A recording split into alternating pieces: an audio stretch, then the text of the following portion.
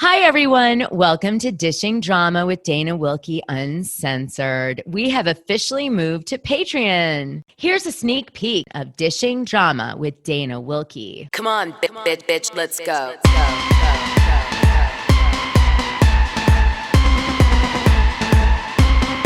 Come on, get ready, bitches. You haven't seen nothing yet. Come on. Valentino, Versace, Lamborghini, Bugatti. I got money to burn. I'm single and I'm naughty. Come on. Tiffany's, Cartier, Gucci, Armani. Come on. Break out your black card, boys. It's time to party. Hi, you guys. Oh my God. Happy New Year's Eve. How exciting. I love a new year, don't you? It's like everything starts fresh. You archive all your old files and create new ones, so everything's clean. If you've made mistakes, you can say that was last year, right? It's inspirational. Like, what are the possibilities of this year, especially if 2023 didn't serve you? So, love a new year. Hope you guys are excited about New Year's Eve as I am and what's coming.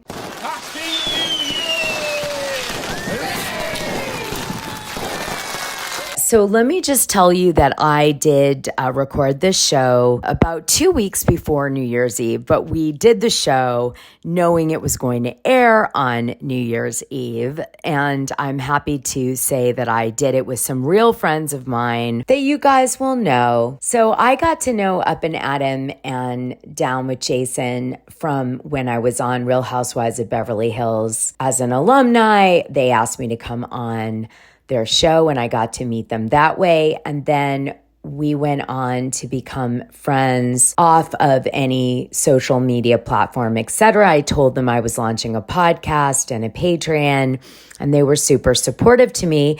And they said, you should also do a YouTube. And they went out of their way, Jason and Adam, to show me how to get started. And I try to, by the way, pass that forward to other people when I can, because they were so kind to me. So Adam and Jason are my friends, and I thought a lot of you guys listen to them and watch them, so you might enjoy us doing an episode together because we have a real friendship outside of all this performance art we're doing. In addition to that, Adam and Jason had a party that I went to while I was in London, and actually Reality Diamond Freddie, who's British, went, and I had never met him in person before, although we had collabed quite a few times on the podcast and a little on YouTube, and I was excited to meet him in person, and so he makes an appearance on the show today as well because he was at the party we went to. So I did this show in two parts. One part was Jason and Adam and I hanging out and discussing some of our favorite moments of 2023 and then our New Year's resolution. And then another part of the show is me talking to some of the people that attended Adam and Jason's party, including Reality Diamond Freddie, who happened to be there. And by the way, Reality Diamond Freddie is 6'2". I'm like from Middle Earth for him. I'm like a hobbit. My precious. Anyway, I think you're going to really enjoy the strange format of today's show, and it is definitely going to get you in the mood to party tonight. So whatever you're going to do, if you're going to have a private party at home and just grab a bottle of wine and some prosciutto and cheese and get drunk and watch a romantic comedy, or whether you're going out with a bunch of friends, raving and being excessive, and that's fun too. I'm going to be hanging out with my friends in London. Yeah, I have friends here still. I lived in London, in Chelsea, for a year. I did a show that never took off. It was supposed to be for Channel 4 originally, and it never happened. But it was called Rich and Ditched. And so I was living in London during that time that we were shooting that pilot, and I was just really having a great time here. I made lots of friends. And then in Miami, many of my friends that my son went to school with were from London. So before I get into the show, the real show, I just want to share some of my highlights from staying in the UK suburbs, because I've been asked by so many people, like, what are cool things to do out here, where to have dinner and party and blah, blah. So some of that's in this next part, and then we'll get into the real show.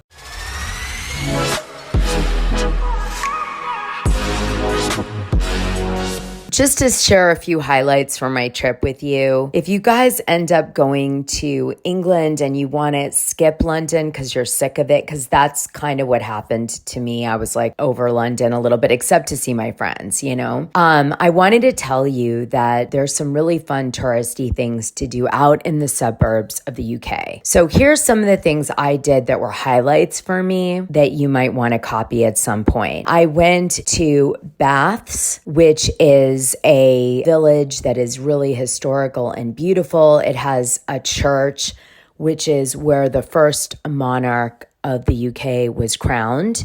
And you can actually see where that occurred. Also, Queen Elizabeth kneeled in the church and prayed, and they have a place where she kneeled, you can see. And if you come during the holiday, you can hear all of the choirs of the different churches that are really ancient, practicing and singing. And obviously, as you can imagine, they're like first class because these are really, really popular and old and well-financed churches. Here's a sound bite from one of the choirs I caught.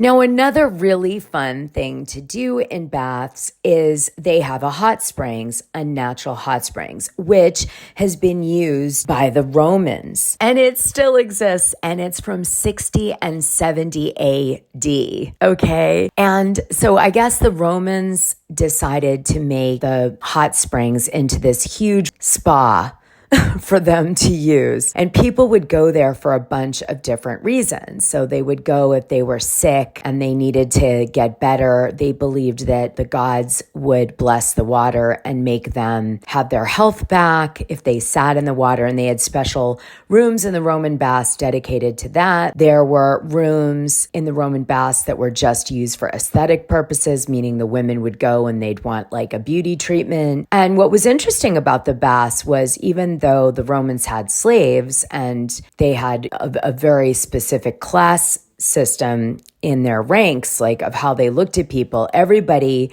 was allowed to bathe together and enjoy the hot springs together. And so there would have been all different men and women in their environments there, bathing, no matter their social class. And it was just a really extraordinary experience. This was a humongous spa. It had a gym.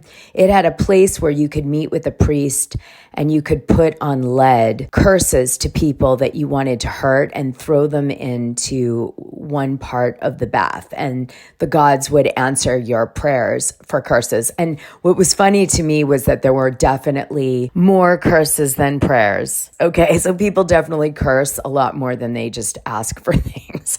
I thought, boy, not a lot has changed, right? But it was a really neat experience. And so I would definitely recommend going to the baths. Now, you can also go around the corner from the Roman baths, and there is a spa that if you bring a bathing suit, you can go into and actually sit in the hot springs in a modern spa environment as well. And they have a few different ways for you to experience the hot water, which is about 90 degrees Fahrenheit, 95 degrees. So anyway, you guys can have a lot of fun with that. I definitely recommend that one. A village that's very beautiful and influential that you guys might want to visit while you're out in UK suburbs is Henley on the Thames. This is a big socialite village. In there is where Anne Boleyn used to stay with Henry VIII before he murdered her. So there's really fun history in that town. It's where the regatta is every summer, which is a huge party where you would want to go to Henley on the Thames and be social. Just like Ascot, it's a big socialite affair. So food for thought on that one. Another thing that you might want to experience is going to Woodstock, which is near Oxford, and Woodstock has the Blenheim castle. The Blenheim Castle is part of the Marlborough family dynasty, which is a very powerful and influential family in the UK still to this day. The Duke of Marlborough is related to Winston Churchill, the line of dukes. And so when you go to Blenheim Castle, you actually get to see a real castle that the family still lives in. They have like a private huge wing of the castle that they still function out of. The Duke of Marlborough family is so interesting because Winston Churchill was related to it, and so was Diana. Princess Diana's Spencer family has a tie to the Marlborough title, family. And the current Duke of Marlborough, who is the 12th Duke of Marlborough, is named James Spencer Churchill. You recognize Spencer from Princess Diana and Churchill, of course, from Winston Churchill. Again, like I said, they're all connected. James Spencer Churchill is interesting because he used to party his ass off. And they even, I guess, when he took over the Duke title, they had to create like a trustee environment because so many people were worried that maybe he would party all of the, the riches of the Duke of Marlborough family away. I don't know. I mean, I'm sure the guy's over his highly publicized drug addictions, but still makes the family colorful. And there's a lot of color to the different Dukes of Marlborough. There's great stories of, women and partying and scandals and gambling and like any family, right? Right. But what's cool about Charles James Spencer Churchill is that he has a son, and his son is named George Spencer Churchill, the Marquis of Blandford. Now he's going to be the next Duke of Marlborough. It goes to the eldest son.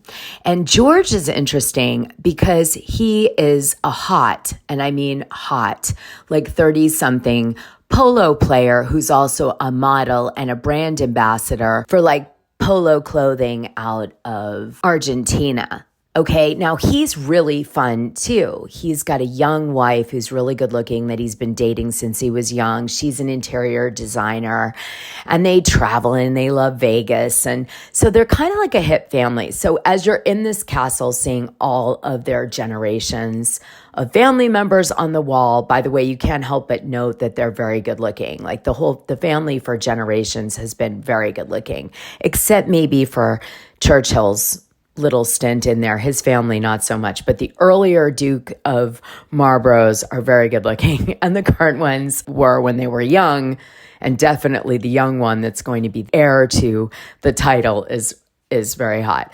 But basically, you can't help but look at how awesome this castle is, and then just knowing that they're over in that other wing, that like fun stuff is happening over there. You know what I'm saying? Like these are hip dukes. So, and that town, just so you guys know, looks like it's out of a movie. It's so stunning, right? It's like, wow. So, and there's beautiful nature there and all this stuff. And yes, this is the Woodstock where they had the famous music festival. Unfortunately, they don't do it anymore. So that's a good one to check out.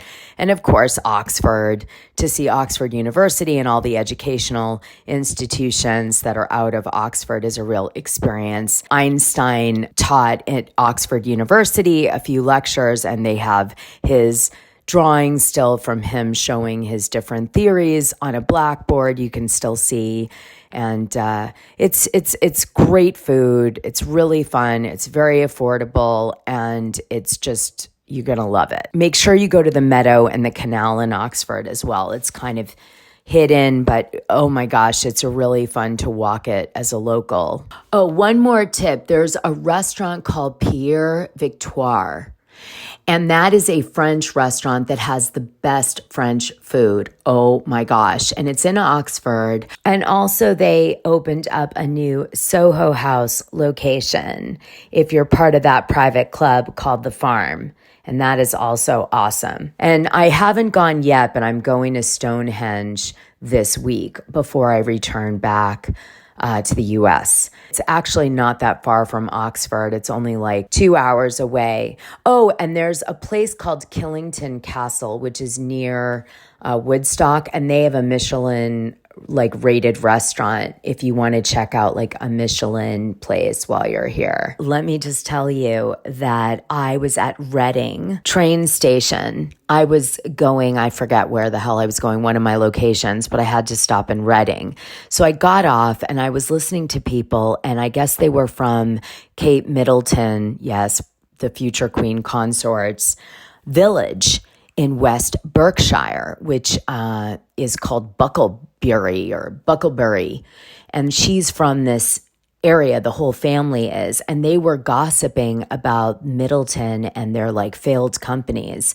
So I overheard it and I said, wow, like what is going on with this? And they started to fill me in. And then I went home and I did a confessional video on all of the financial scandals related to the Middleton family, which, by the way, there's a lot. I had no idea.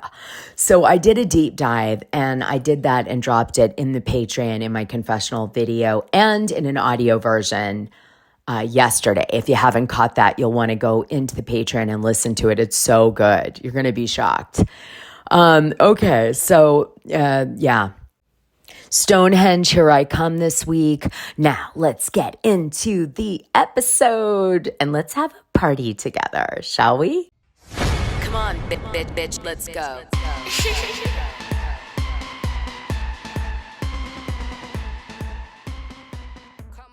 Okay, you guys, so guess what? I'm in London and I'm doing our New Year's special for Dishing Drama, Danawilkey.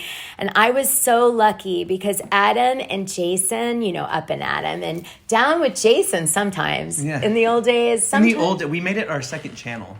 Oh, that's cool. Yeah. All right. Because we were both just doing so much on both channels that it just didn't make sense. And why would you compete against each other? Exactly. See, I thought it was a good idea to compete against each other, but apparently it wasn't, so we turned it into Up and Adam Channel 2. However, I love that we see you in all of the cities that we're not normally in. So it's like Miami, London. I'm ready to go to like... Can we go to Turks and Caicos next year? Yes, yeah, I've been to Turks and Caicos. We could do that. One. I don't know why we don't connect it, like where we live, but it's weird. Well, I mean, okay, so do we tell people? You can. I can edit it out if it's not. No. So we used to live like 2 hours from each other. Now we only live like 3 hours from each other. Yeah, you moved to where, like North Carolina? Right. Hilton Head, so South Carolina. Wow. But we're thinking right now that we might be moving to Charleston. Because, surprise, guys, we're joining the cast of Southern Charm. Are you serious? No. I would believe it in a way. Oh, I mean that would be awesome. It's been proposed. You need a new villain? Here I am. You're not a villain. What is going on? This is such nonsense. It's the internet, not me. No, the internet. It's actually not to go down a dark path, but essentially, you know, when there was all that drama with me and Zach and other people and Zach, it sort of set in motion a little bit of this thing like you're not as nice as you seem to be. Like you're covering your true dark side. You may dress like a Christian, but the similarity ends there. But you are the nicest. You've always taken care of me and been so kind, and Jason too. Well, I don't know. You know what I don't understand about the content creation world is why there has to be any kind of drama, because there's room for everyone. Everyone does something different. Yeah. You know, what you do is very different from what Adam does, very different than all the other content creators do. And that's what makes it interesting. There's a niche for everyone. You know what's kind of funny to me about this too is like, I feel like with Jason was in competitive sports in the sense that he performed for the US and he was in Cirque and he was invited to the Olympics. And now I think that content creation is so much more competitive. Yeah. Which is wild because when I met you, do you remember the conversation we had at the pool with the little avocado floating? Yes, totally. And the stuff. And I was conversation I couldn't join in because I had one too many wines. that one. Adam was joining me in Miami just for fun. We were hanging out at the pool. And what was amazing about this was I had no YouTube at this time. No. And we talked about it. And the thing that I was telling you was, this is the algorithm. These are the keywords. This is what you do. And whatever you need help with, because it was you and Casey at the time. Yeah. And I had a relationship with Casey. Casey actually stayed the night in the same night that Yeah, I would I stayed the night with you. this. I would clarify Yes. this. Okay. So Yeah, there's, you guys, if you search Up and Adam and Down with Jason in the Patreon, you'll find the episodes we did in the past with deep dives on Jason's time at Cirque du Soleil. We even do like the dark party circuit of Cirque du Soleil. And we did Up and Adam and sort of the origin story of Vanderpump Rules and Up and Adam. So you might enjoy finding those in the Patreon. Okay, go ahead, Ed. no, I was gonna say really quick too, and that really does sum it up. But you know what's so funny is like I also, and I don't know how you feel, Dana. I don't look at it as like competitive, only for the simple fact that my opinions are not going to match your opinions, and the way that I do content is not going to be the way that you do content.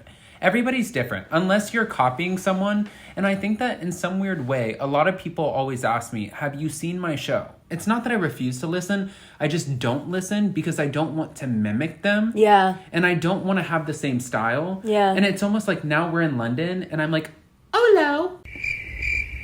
And Yeah. and I don't want to No. do that in the content creating world. I don't do that. I don't, because I'm scared that I'll hear something and I'll want to use it. It might be in someone's Patreon and I don't want to do that to them. So I stay away also. And plus I find that if I start to look at other people's content, I mimic it. Yeah. Like I'll start to go down a path of how they feel about stuff and this and that. And I don't want to do that. So if I do, let's say my episode 8 recap of Real Housewives of Beverly Hills, and I come from what really took me aback, right? That's going to be completely different than Instagram. Yeah. But if I watch Instagram, I'll just become them. Yeah. Like everybody talking. Yeah. Yeah. And then it's so easy. It's like if you go to any state or any country and you all of a sudden start adopting their accent. Yeah. Right? I feel like you can adopt content creators' ways of creating content. Yeah. And that is exactly what I want to avoid. So I Yeah. just choose not to necessarily listen, but still promote. Like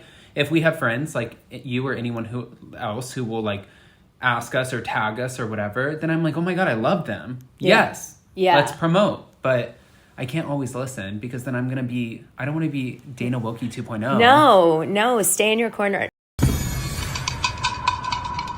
No. Yeah, exactly. That's the way to do it. Oh my gosh. But I guess I just want to say that with all this internet speak that you are kind of alluding to earlier about you being a villain, and I know you played on it because you went to the villain opening. You're not a freaking villain. Thank you. It's ridiculous. A villain, just for everybody's understanding from my perspective, is a person who vindictively pursues hurting people, who goes out of their way to cause problems for them and will do anything to come for someone negatively. Or even in the way that they depict their content. They try to tell a story in an ultra negative way or really kind of take a dark outlook on why someone would do something instead of giving them the benefit of the doubt or other possibilities that might be there to consider. And I feel like the influencers that are in the light,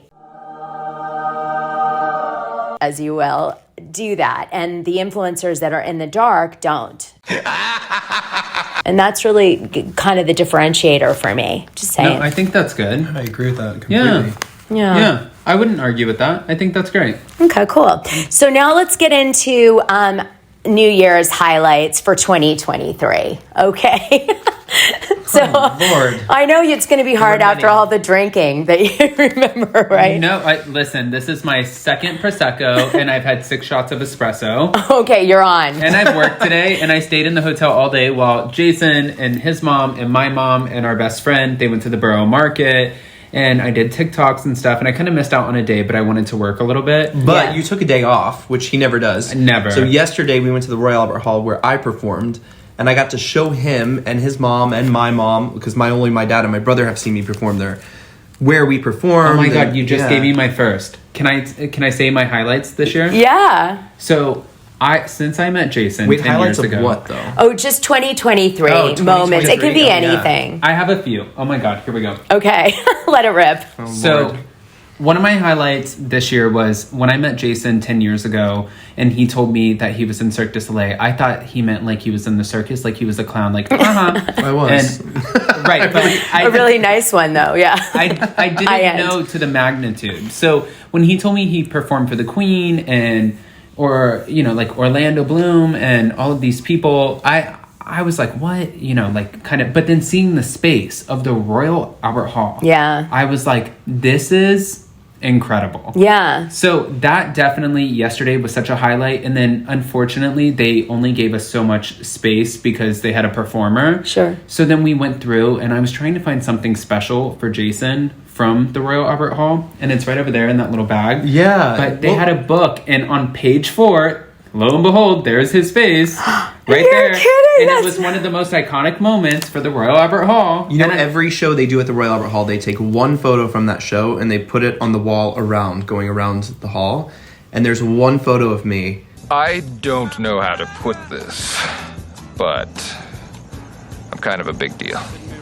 And it's kind of like a club, right? You How just feel like cool is your that? photo is there. You just hotted yourself Like, way it's up. just- I thought, listen, I think YouTube, I'm like, YouTube?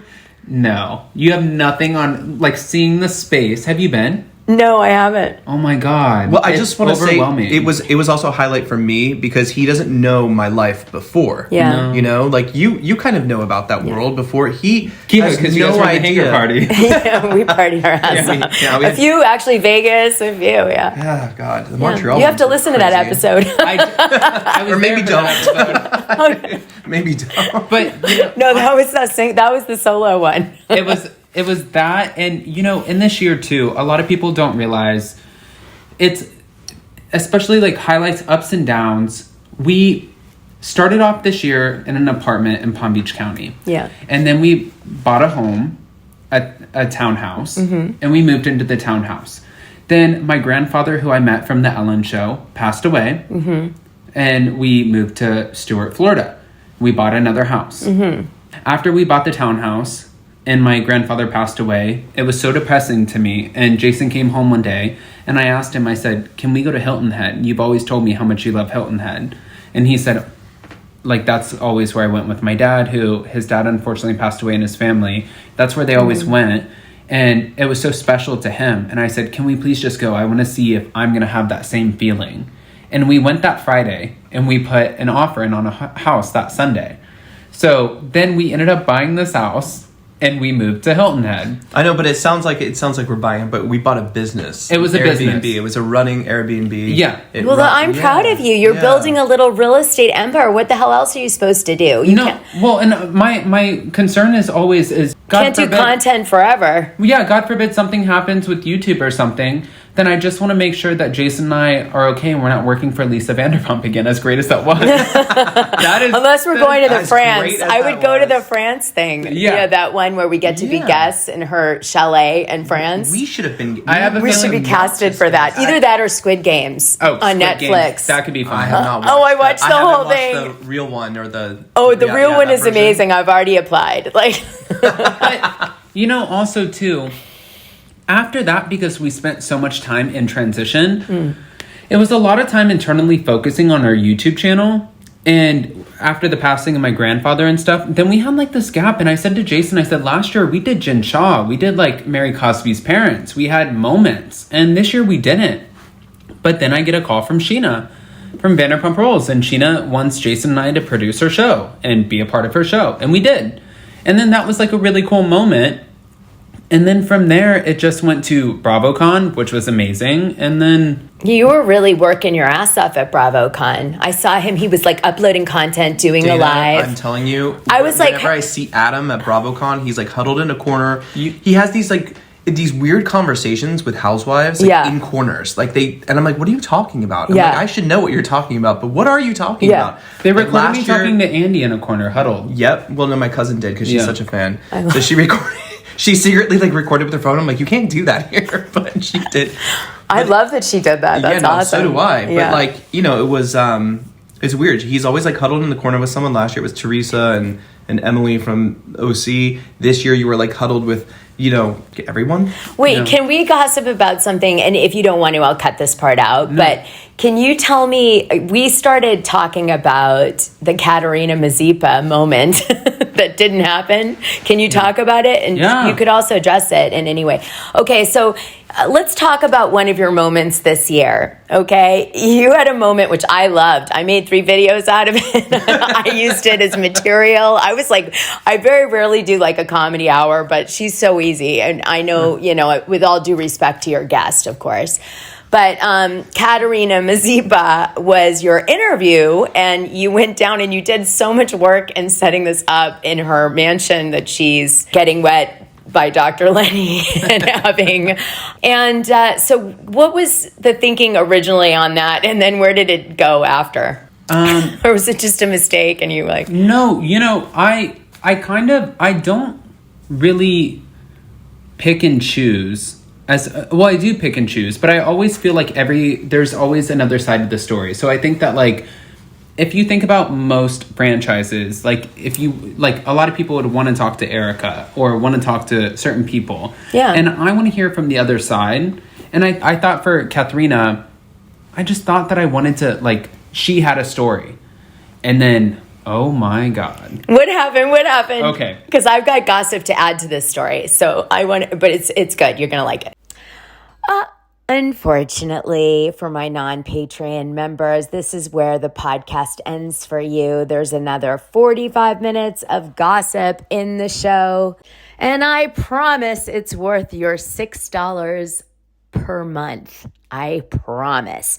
But in case you don't, I did want to stop and say to you at this point, Happy New Year's. Happy 2024.